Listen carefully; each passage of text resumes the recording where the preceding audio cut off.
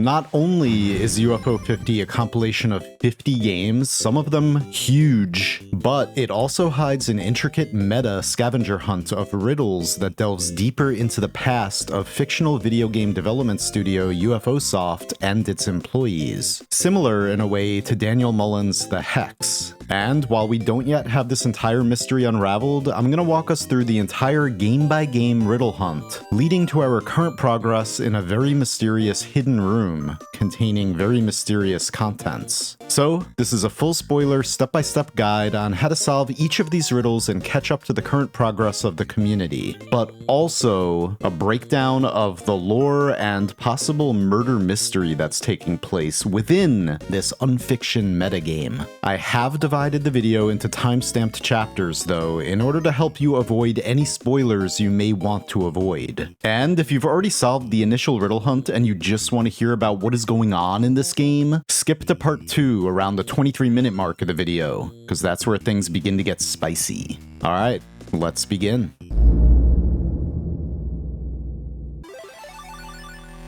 Pressing the start button on the game menu allows you to not only access the main settings and profile, but also a terminal.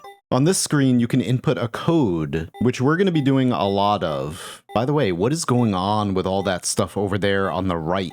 Especially that mountain symbol. The format of these codes is 4 characters with a hyphen, and then 4 more characters. Remember that format. It is very important. If you see anything in that format while playing any of these games, well... And that's where this giant scavenger hunt begins, by finding a code somewhere in these 50 games. Instead of playing a game outright, you can press another button to access the information pages of the game. In here, you have the description tab, controls, time spent, statistics, wins, the garden unlock, and the history, which is very important. If you were to read through the history tab of every one of these games, not only do you get some interesting lore, but, as in Night Manor, you just might find your first code.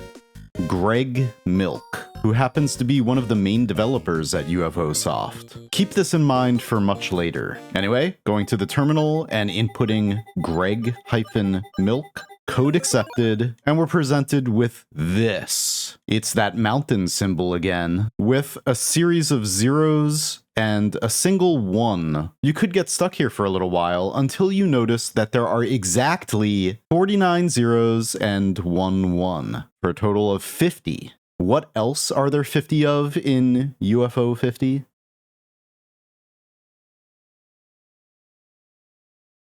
That's right, games. And that single 1 happens to be in the exact same spot as Mini and Max. In order to find this first riddle inside of Mini and Max, once you get into the game world itself, past the intro, you want to shrink down on the right-hand side of the bookcase, or in front of the red train at least. Once you shrink down, you want to jump up to where the train itself is, and on the left-hand side of that train, you enter this doorway. And, as you can see, in here, directly above the door, is the mountain symbol. Just pause the game and open the terminal, and you're presented with your first riddle. 50 games for you to search through. What a hunt I have for you. I offer up this starting clue. Turn your skin a shade of blue. Now, what game allows you to turn your skin blue? Camouflage. Just squirm your lizardy way up to the top over here, change your skin to blue, open the terminal, and loud enough to wake the neighborhood cat. Loud enough to wake the neighborhood cat, huh? Party house. In this game, all you gotta do is just throw a party, keep inviting those guests, and if you don't scare the cat on your first party, when you're in the party planning phase, make sure you focus on characters that have more trouble. Then, when you throw that party, you'll have a higher chance of raising your trouble meter, and when it gets high enough, right before the cops get called on you, you'll notice that the cat on the roof freaks out, and that's your cue to open the terminal. 4. An adventure begins when a sandwich is stolen. Sandwiches, huh? Ninpeck. As soon as you start the game, as you can see, a sandwich is stolen. This one's quick. Immediately open the terminal for riddle number 4. Third stinger waits in the hangar. Now you gotta ask yourself, which of these 50 games has vehicles that might be called stingers that you can find in a hangar? Star Waasephi. For this one, all you gotta do is just start a new game and then highlight the third character, the one on the far right. And then you just open the terminal for the next riddle. A column of 3 need never flee. A tactics. This one might take a little while. Just start a game in the campaign mode, and you need 3 of your units to line up in a vertical column of 3, like so. Then open the terminal, and a purple moon shines on a lonely night. Which of these games has a night and a purple moon? Barbuda, which, let me just say, is one of my favorite games in this entire collection. I am a huge fan of La Mulana, and this game definitely scratches that itch. Anyway, instead of going right, go to the left. And then you'll see on that very next screen a purple moon. So slowly walk your knight's butt over there, stand underneath that purple moon, and execute Miasma. We have found our very first peek into the hidden 51st game in UFO 50, Miasma Tower. There are a lot of things to search and interact with in here, some of which need to be interacted with more than once to get all the information from them. Searching the center box up here gives you your first prototype disc. And there are, oddly, some NPCs hiding in this box. What is going on? What does all of this mean? It's all very important lore to explain the entire backstory of what is happening in UFO 50 and the company that developed it, and the one individual responsible for putting the entire thing together. When you interact with this door, you get some other interesting information. It fills you with foreboding. What could be on the other side?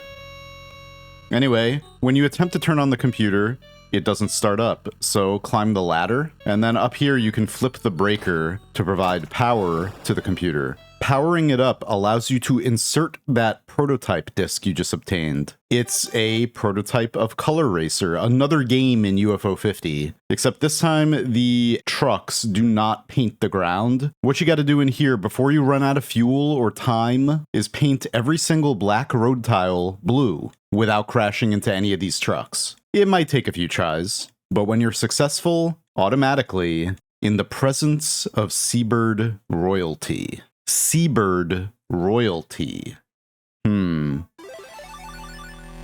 Waldorf's Journey. If you've spent any time at all with this game, you'll remember, oh, look, she's right there. Sometimes because of the procedural generation of this game, Princess Penguin's provisions will spawn right at the start. So all you gotta do is just land on her platform, talk to her, and then enter her inventory screen before opening the terminal and getting that next riddle. A tank travels on teeth. Well, that should be easy. Which games in this collection have tanks in them? Warp Tank? In here, all you want to do is just head to the capsule on the far left and enter the first stage. The Crust Sector. And then just work your way through the stage to the right. It's really not that far. You're gonna pass one save point, and then here you're gonna have the option to, look at that! Is that a big mouth with teeth open wide? Warp right onto that sucker, and then open the terminal for the next riddle. Overtime kicks the referee into action. Well, obviously we want a sports game. Which one has a referee and overtime? Kick Club. This is another easy one to get. All you gotta do is just start a game, and then just don't do anything at all. I guess you can dodge a little bit. Just make sure you don't defeat all of the enemies. Anyway, once the timer runs out, the game goes into overtime, and you'll see this ghost referee. As soon as he pops out, you can just pause the game and go to the terminal. The Bridge Demon will send you to the spirit world. Which game involves spirits, the spirit world, and a bridge demon? Rakshasa, baby. For this riddle, you do have to play through some of this first stage and get to the first boss slash mini-boss. I guess it's one of the more difficult ones. As soon as you see this guy, let him kill you. You have to actually let him kill you so that your spirit pops out into the spirit world. Then you pause the game, go to the terminal, and eyes roll in the skeleton caves. One of the greatest games in the entire collection, Mooncat. What is a Mooncat? For this one, you're going to have to play through part of the game, so you're going to have to get at least somewhat proficient with the controls. Out of all the games in this collection, Mooncat has probably the most awkward controls, but then you realize the brilliance of them. You can perform very complex maneuvers in this game. It's almost like Rain World in a way, where your character is capable of a lot more than you initially think. Anyway, the game is divided into overland sections followed by skeleton caves. I mean, this is obviously a skeleton cave, is it not? Anyway, in here you just have to figure out how to platform off of the mushrooms and the spiders. And then, as you can see, there's an eye rolling right here. You just need that to be on screen to access the next riddle. When words are stated but untranslated. Which game has a translator? That would be Planet Zoldath. For this one, all you gotta do is just explore the world until you find one of the friendly enemies that doesn't speak a normal language. It speaks in a cipher, or the alien language. Like this right here. With this on screen, pause the game, go to the terminal, and again, hide-hole. And it's time for our second peek into the 51st game. This time around in Miasma Tower, we have a much larger section of the UFO Soft offices to explore, with many more interesting things to interact with. And also, this is where the mystery begins. What happened? Starting out in the broom closet, you make your way into a hallway, and then you can explore accounting and human resources, as well as the hardware department where the LX computers are actually built. But it's really not until you get to reception that things start to get a little more interesting. Answering the phone gives you this. The voice on the line speaks with urgency. Hello, is anybody there? My name is Lynn. I'm looking for information about a friend of mine. Remember that. All you really have to do in this section of the game is pick up the keys that the caretaker drops and then head downstairs in the elevator. You'll find yourself in the parking garage, and this first car, there's a woman in there who doesn't work here, with a license plate that reads Mama Bee. Huh, I wonder who she could be. Anyway, we're down here to unlock the dumpster with the caretaker keys and find the old LX2 computer, which we then take to the hardware department, of course, for repairs. After it's fixed, you pop in the disc you got from the cabinet in here, and now you have to play through a stage in the prototype version of Campanella 1, which is pretty straightforward. Remember that you have a melee attack. It may take a few tries. I know it did for me. Anyway, your goal is just to get to the glowing red X at the end over here. Doing so gifts you the next riddle. Out of the mouths of cave children. Like cavemen? It's the only game with cavemen. Rock On Island. Just make sure that when you start a new game, you don't move to the right and enter that stage. You actually enter the stage that you're standing on for the tutorial. And as you can see at the bottom of the screen is a little cave baby. And that is who you have to talk to. I'm just a baby, but even I know that this is where the riddle is. Anyway, while the dialogue is on screen, open the terminal, and when the wolf faces the angel. Hyper Contender. You have to rely on RNG a little bit for this one, but as you can see, out of all the contenders, we have Wreck the Wolf and Seppi the Angel. You can tell she's an angel because she has a halo, I guess, right? If you get lucky, they'll face off in the first battle. If not, you might have to retry a few times or just play through the game a little bit until they do face each other. Then, open the terminal, and a toad and a cannon side by side.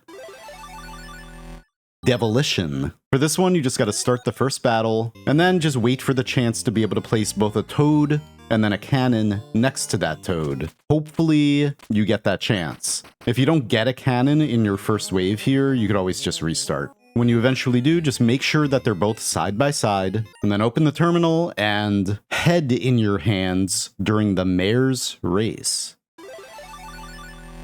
This is another one that shouldn't take very long. All you gotta do is just start up the games, and then you'll see in the beginning that this one has something to do with the mayor running for office. Fist hell. The solution itself is a little tricky, maybe not. You just gotta take it literally. It's a beat-em-up game taking place during a zombie outbreak. Some of those zombies, when you beat them up, lose their heads. You know what to do. Come on. I don't have to spell it out. Pick up that squishy melon, do a little victory dance, and then open the terminal. A crescent of sand surrounds a hole. This has to be one of the golf ones. There are only 2. Let's go with the golf area for this one. In this game, you just gotta leave the safe zone and enter the world itself, and then head over to the left. After you're done putting around, you'll see a crescent of sand surrounding a hole. I think this only has to be on your screen, but I shot it into the grass in the middle just in case. Opening the terminal gives you, she rates the space station 3 out of 5 stars. You know this one has to be one of the Campanella games. They take place in space, and they have stars. Let's try Campanella 2. Anyway, enter the first stage, and all you gotta do is just collect the stars that are laying around until your star meter reads 3. Each of these stars is worth 1/2, so you're gonna need 6 of them. As soon as you get that, open your terminal, and here we go. Soap stop. Once again, into Miasma Tower. This section is gigantic. You have access to a huge part of UFO Soft, including the main offices. You begin your adventure inside the bathroom. Where else? Now, there's a toilet here that you can flush. It's very important, but make sure you don't flush it a million times, please. Don't flush it even a few times yet. We'll be back. But just pay attention to the fact that you hear what sounds like a faraway rainstorm. Anyway, there is a lot to explore in this section of the game, so take your time, search everything, talk to all your coworkers, because you get some pretty interesting information that way. Because basically what we're doing here in Miasma Tower is figuring out the backstory and the lore of UFO Soft. And it's not all sunshine and rainbows. There is something potentially very serious that happened. Eventually you'll find your cubicle and you'll be jump scared by a cat named Wink Crow. Oh my god. Keep in mind that this is your workstation here. You're going to be using it again. And also design documents for your secret game project, Miasma Tower, the game we're actually inside of right now. In here, you'll find the messy Joy Akabi, who gives you a little quest to find her wallet. If you were paying attention in the last section of Miasma Tower, you'll know that the wallet is in the hardware department on the coffee table in front of the couch. So you can go and grab that and return it to her. She'll then despawn or teleport to the audio room. In the creative director's office, you'll see a jeweled egg, kind of like the eggs you find around in certain games. And on it, it says Semper Renasci. Speaking to this NPC gives you some other interesting information. Games within games within games. Notice how it said 3 games deep. Speaking with the creative director himself, you'll get a quest to fetch the new Jet Skater music from the audio room and bring it to Jordan. You can find the audio room in the lower left of the offices, and the disc on this table over here. Now, the NPC you actually have to give this to is this one right here. This is Jordan.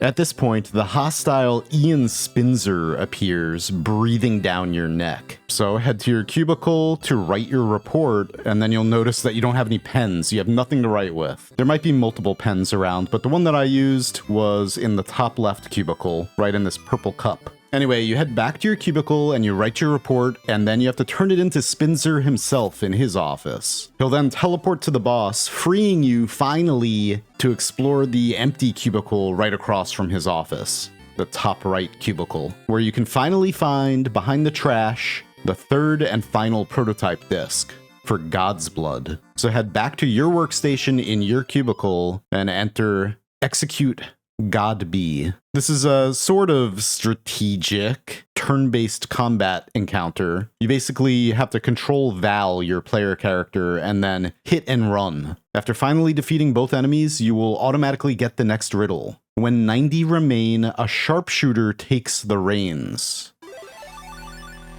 Which game has over 90 of something and a sharpshooter? Mortal 2. So just do what it says. You start with 99 lives, just die 9 times.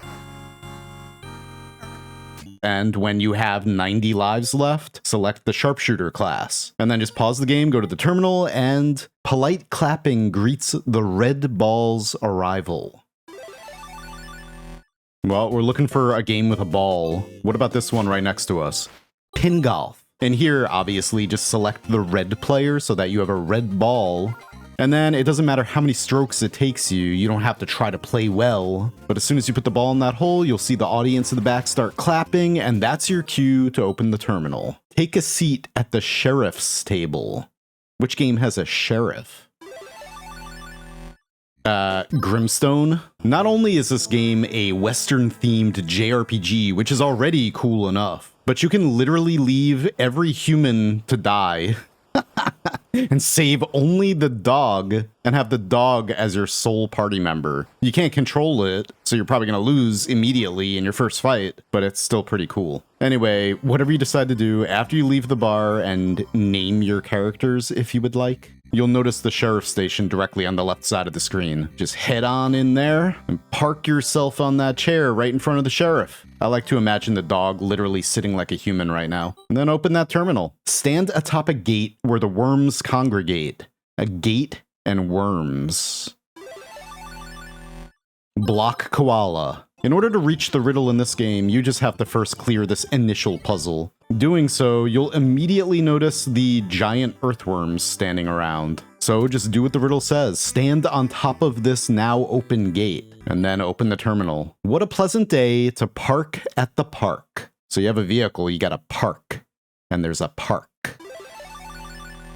How about onion delivery? As soon as the game begins, the park is directly below you, so all you gotta do is just maneuver your car there. You don't even have to complete the mission or anything. Just literally park anywhere on the grass, open that terminal, and when attempting to steal, stand right next to a wheel. You gotta steal in this game, huh? Rail heist? As a quick aside, all the games that have riddles in them actually spell out UFO when organized chronologically. To find this riddle, definitely the first mission is the easiest, so make sure you don't accidentally mess this up. After acquiring the loot, all you gotta do is just punch down to break the ground right above the wheels, and then just stand down here on this platform and open the terminal, and 0229-1988.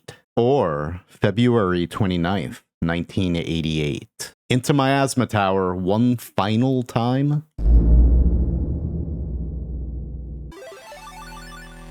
This time around, things get very interesting. We begin in the games room. Your boss, Mr. Numero's excessive collection of rare game pieces. Again, plenty of things to search and get lots of information and lore on. So take your time, explore everything, and when you're ready... Wait, what's this? A framed news story about a plane crash. Semper Renaci? That was the same thing that was written on that egg in the music studio. But what does that mean? Forever Reborn in Latin. Also, Discord user Val recently discovered this Semper Renaci Easter egg inside of Rakshasa. Forever Reborn. It makes sense that it would be inside Rakshasa. Apparently, this only displays in this particular pit after the second boss in the waterfall area. Some people believe that there are actually 3 eggs that we have to find, just like in Mooncat. The first egg, filled with miasma, is actually Miasma Tower, this entire secret 51st metagame, but there might be another one, and the jeweled egg might be our key. Just food for thought. Entering this door, we find the big boss himself, Mr. Numero. The library you're building, UFO 50, will be a shining light for humanity in the dark winter ahead. Huh. Soon you and I will be gone, but that beautiful archive will live on. Remember, One day, work will end, but play is forever. It's a little creepy.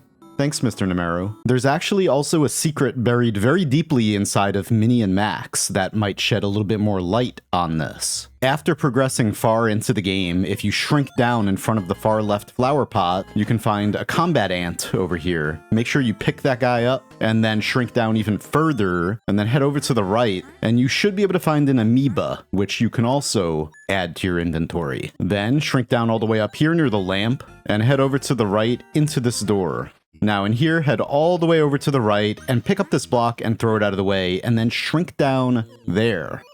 In here, if you head over to the right, you'll soon find a blue Moldoc. Bring me thing that rare, Zaup. Rare, huh?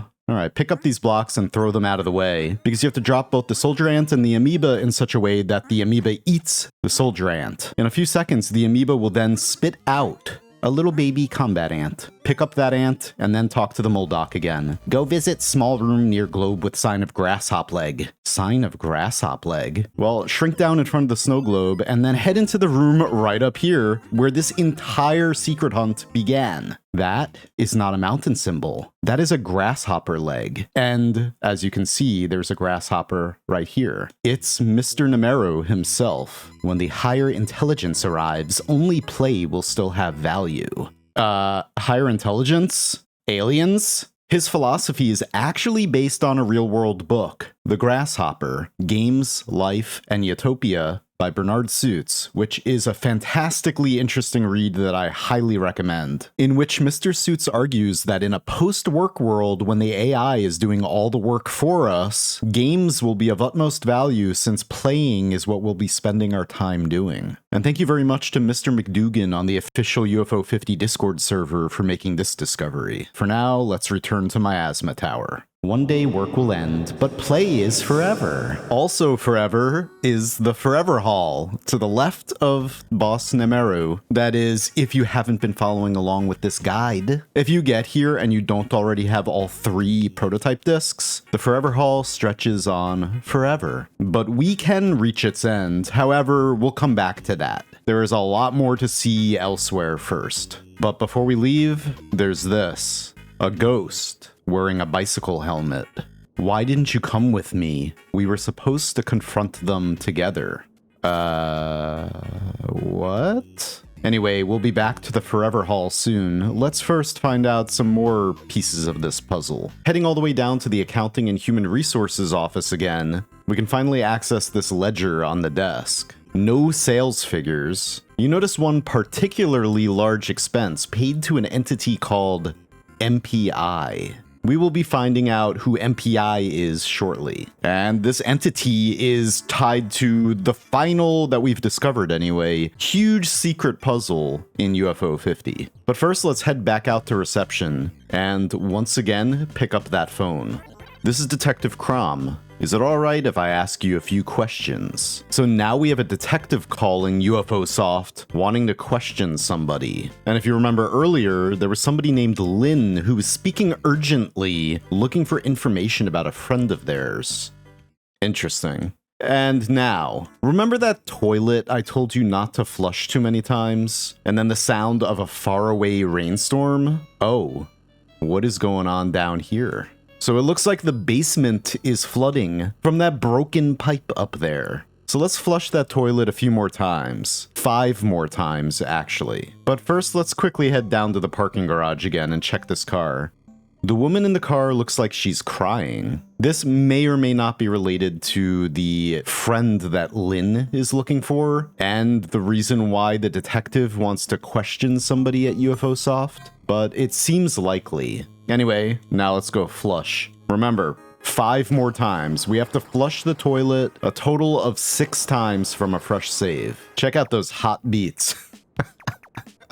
Anyway, it seems like things are really going to hell here at UFO Soft. And now that the water level is high enough in the basement, we can access this vent. Removing the cover, we head inside, into the crawl space.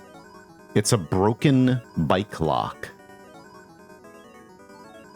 It's a bike with its wheels removed. Why is there a bike hidden away inside this crawl space, inside this vent? Why was there a ghost talking to you wearing a bicycle helmet, saying that you were supposed to confront somebody together? Why is there a detective calling? Why is there a woman crying in a car in the parking garage? Why is there someone named Lynn calling, urgently asking about their friend? Could it be that somebody was actually murdered at UFO Soft? Or that there was a horrible accident and it was covered up? If so, who could that person be? Well, in short, one of the developers, Chiffon Bola. After a significant amount of sleuthing, the community discovered that Chiffon Bola, who was the main developer of Onion Delivery, vanished, i.e. was no longer credited on any of UFO Soft's games after a certain date. That date? February 29th, 1988.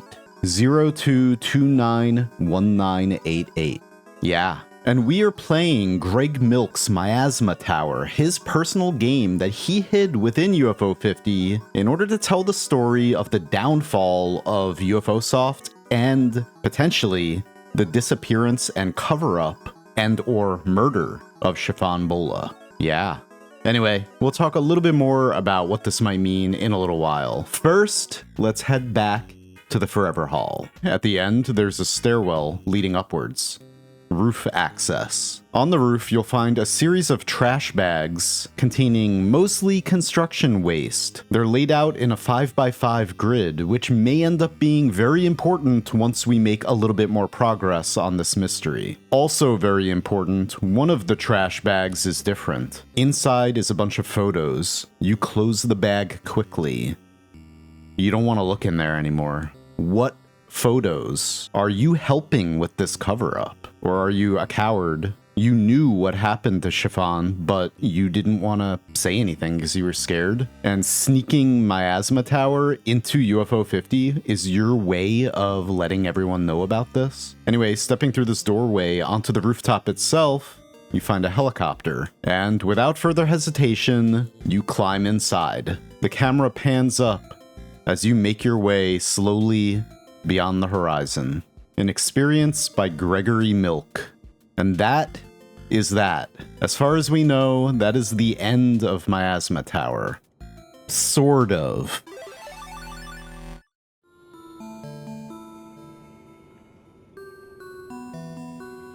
The next part of the mystery was discovered by going through every developer name in all of UFO 50 and attempting to arrange their names in the same Greg Milk 4 letters hyphen 4 letters configuration. Eventually, a name was discovered that actually works. After beating Hypercontender and watching the end credits, we found Sten Mersbach. Sten Mersbach. Sten Mers. And it gives you that. Which, as you can see, is that same mountain symbol that represents UFO Soft. It's also a 5x10 matrix. What else is a 5x10 matrix? Oh yeah. Each one of those UFO symbols represents the position of one of the games. However, in order to solve this puzzle, you have to organize your games in random order. And probably every single person who has this game has a different randomized order. By default, you could use the remix button in order to change that randomized order, but there are just so many different possible permutations. So even though you're probably not going to have the same exact order of games that I have, don't you worry, I'm going to show you exactly how you figure this out for yourselves. Basically, what you have to do is just organize your games randomly, and then just write down all the names of the games that are represented by these UFO symbols. In my case, it was Galferia, Combat Ants, Bushido Ball, Kick Club, Hyper Contender, Magic Garden, Bug Hunter, and Planet Zoldath. And then you have to take the first letter of each of these games in order to construct your specific key. However, it's not that simple. You have to use the internal name of the games, not the name of the games that you can see right here in the menu. How do you get the internal name of the games? With the list command. Just type list0001 into the terminal to get the first set of internal names, 1 through 17. And then just continue that a few times to get all 50 internal names. When you use this list command, keep in mind that all of the games are listed in chronological order. So 0001 Trap is Barbuta, and then 0002 Bugs is Bug Hunter, 0004 PCHA is Paint Chase. A lot of the internal names start with the same letter as the actual name of the game itself, but not all of them, such as 0005 is Cute, but that's actually Magic Garden. And then, of course, Trap being Barbuta, etc. So using the list command, just figure out the internal names for all 8 of your games that correspond to these UFO symbols. And then when you have them, take the first letter of each of those games. In my case, it was G for golf, golf area. A for Ant W, Combat Ants. B for Bush, Bushido Ball. B for Ball, Kick Club. P for Plat, Hyper Contender. C for Cute, Magic Garden. B for Bugs, Bug Hunter. And Z for Zold, Planet Zoldath. Code accepted. And we have that creepy music again from the basement of Miasma Tower, in a room filled with capsules made out of sturdy material. Lettering on the side says MPI. The same entity, if you remember in the accounting ledger that we read earlier, that UFOsoft has been paying a huge amount of money to. What is MPI? Well, whose name did we use to access this secret? Merzbach. Merzbach Preservation Industries. Yep, they showed it to us right in the release trailer of the game. Also, in Miasma Tower itself, in the hardware department, all the boxes are addressed to Merzbach Preservation Industries. And in the trash in the creative director's office, a piece of paper that says MPI ? But what exactly is MPI doing? It would seem that at some point after Numero took over the company, they started funneling all of the company's profits into preserving the games instead of releasing them. You try to open the capsule, but you can't figure out how. Upon further inspection, you find the number 2039 engraved on the underside, but nothing else. Where does this room exist in the UFOsoft offices? Down in the basement. It has the same music, and if you search down here, this is the room behind that metal door that won't budge, but that fills you with a sense of foreboding. Why would this fill you with a sense of foreboding? Could it be the contents of these time capsules? Earlier in Miasma Tower, you can search this stack of paper in order to get a list of 5 game companies, including UFOsoft. Each company is accompanied by stats. In the margin by UFOsoft, it says, almost done. That's obviously a very deliberately placed clue. These 5 time capsules are probably filled with the entire library of games of 5 different development studios, including UFOsoft. But are we ever going to be able to open them? Or do they just exist here as part of the lore? Maybe we'll find out in 2039. For now, some people theorize that one of these capsules actually contains the corpse of Chiffon Bola.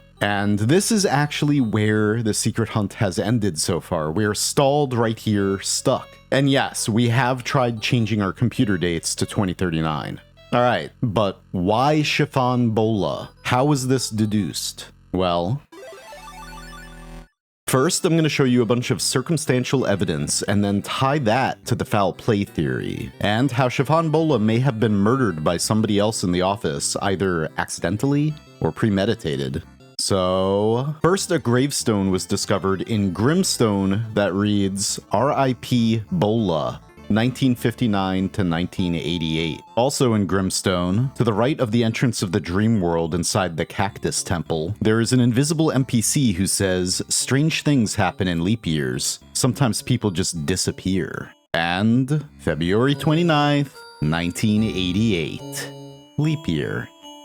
As I said earlier, Valbrace is the last game that was released before Chiffon Bola was no longer present. After this January 1988 release, she is never mentioned in any further credits. One of the other games that Bola directed, Vanger, gives thanks to a Lynn Akachida, presumably the same person on the phone calling UFOsoft asking about their friend. There's a Lynn who also appears as a dust bunny in Minnie and Max. Our people have been mysteriously disappearing one by one. So far, all of this ties together to hint that Bola did in fact vanish. But let's continue by looking at the empty cubicle and all of the hints that we can glean there. This cubicle is theorized to be Bola's, and the prototype disc for the final game she was working on, God's Blood, can be found here, behind the trash. One of the characters of this game is named Cyberbee. The license plate of the crying woman in the parking garage says Mama Bee. So we theorize that this is Chiffon Bola's mother, and she is crying because her daughter is missing and nobody will say anything about it.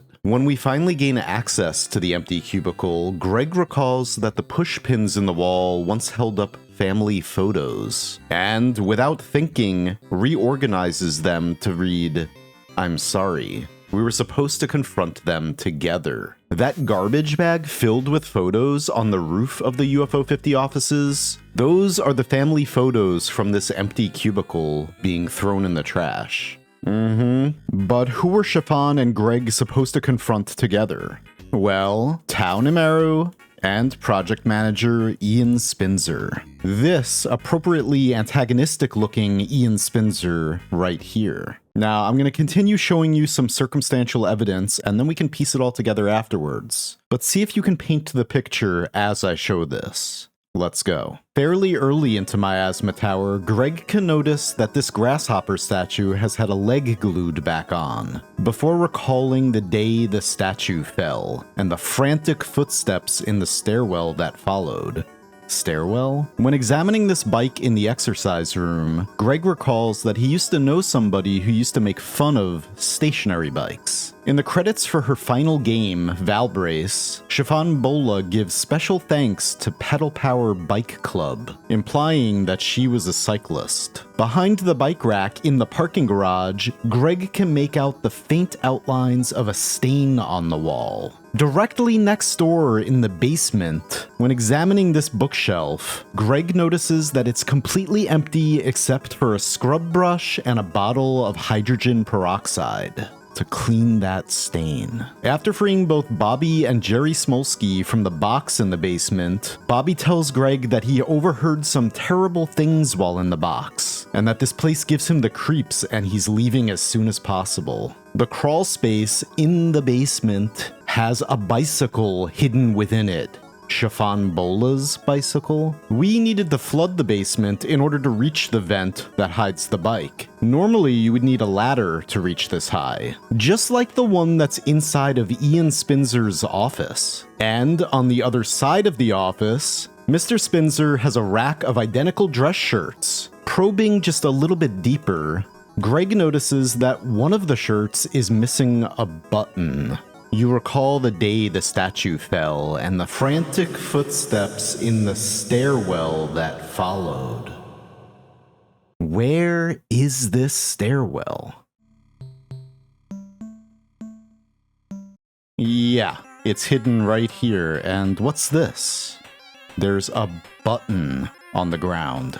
Continuing up this hidden stairwell, we can see that it also exits into the downstairs hallway, and climbing further up, directly across from the grasshopper statue. Wow. Alright, so what happened?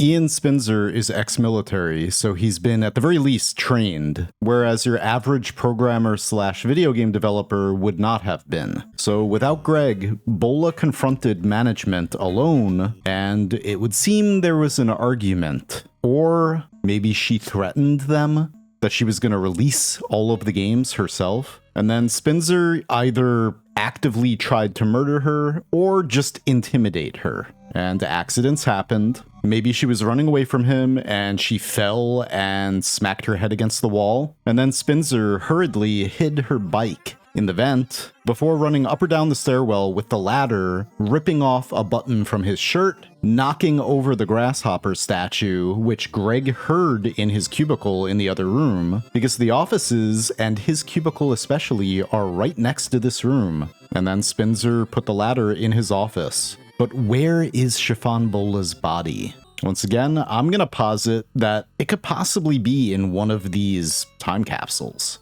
There's a lot more depth that I can go into, but in order to keep this video at a somewhat manageable length, seeing as how it started as just a guide for the Riddle hunt, and then it expanded over time into all of this lore, I'm gonna instead just leave it at this. Of course, if the community discovers anything else, especially a big secret, then you can fully expect me to make a video about it, continuing on this one. But one opposing theory for what the hell is going on in all of UFO 50's backstory by community member Theorymon is as follows. Notice all the references to sleep deprivation and crunch in Miasma Tower, especially the fact that there's a dormitory. I don't think Nemuru's incarnation of UFO Soft directly killed Chiffon Bola, but rather she died in a bike accident as a result of severe sleep deprivation and overwork near the offices. Notice that February 29th, 1988 is a Monday. That's why you find her bike, and Ian Spinzer covered it up for upper management, because her death is directly linked to abusive company practices. As for why Greg would feel guilty about this, think back to the bike helmet ghost. I think Greg and Chiffon planned on confronting Nemero directly about the abuse quite a bit earlier, but when Greg finally got his dream project, Night Manor, greenlit, he backed off for a bit because he didn't want the project to get canned after the confrontation. So when Chiffon tragically dies as a result of the same abuse they wanted to confront Nemero over, Greg feels incredible guilt, like he could have prevented this from happening if he put his project on the line. Perhaps this is what led to both Nemero and Greg getting so focused on preservation as well. For Nemero, it was a legacy-making move. I'm sure he was well aware at the toxic corporate culture that his buyout caused, and that it festering led to someone dying. So, having Chiffon's death covered up and having a 50-game collection meant to be open in a time capsule 50 years after UFO Soft's final year of making video games sounds like a way of leaving a good legacy. Greg, on the other hand, wants to make sure that all aspects of UFO Soft, the good and the bad, are preserved. Not only with Miasma Tower focusing on both sentimental objects and memories and the very ugly side of UFO Soft's later years, but enshrining all these objects in a storage locker that doesn't have the arbitrary time capsule open date associated with it. Anyone could find it. All of us. Whichever way you decide to read it, there is just a staggering amount of evidence throughout all of the 50 games of UFO 50 pointing to the fact that this is Chiffon Bola, who has vanished, who has died, or been murdered, or otherwise silenced. Hopefully very soon we find even more to this puzzle, because this is definitely not the end. There's gotta be more to this mystery. Well, actually, there is. As one final bit of information, going back to the theme of games within games within games, if you start up Campanella 3 and you have player 2 hold the B button on an Xbox controller or the X button on a PlayStation controller or delete on the keyboard, you can actually access 50 microgames inside of the HUD of Campanella 3. Yeah. Some people theorize that because of the layout of these games, 5x5 matrix, that we're actually dealing with another cipher possibly in here, and that getting high scores or beating these micro games will allow us to unlock something further. So yeah, there's also that.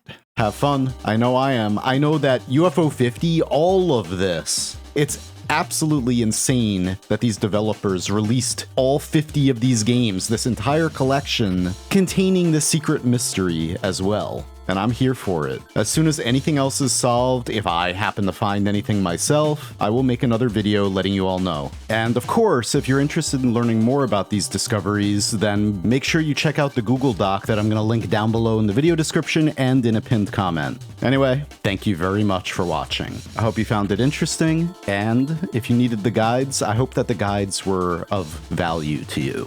All right, have a great day. See you next time.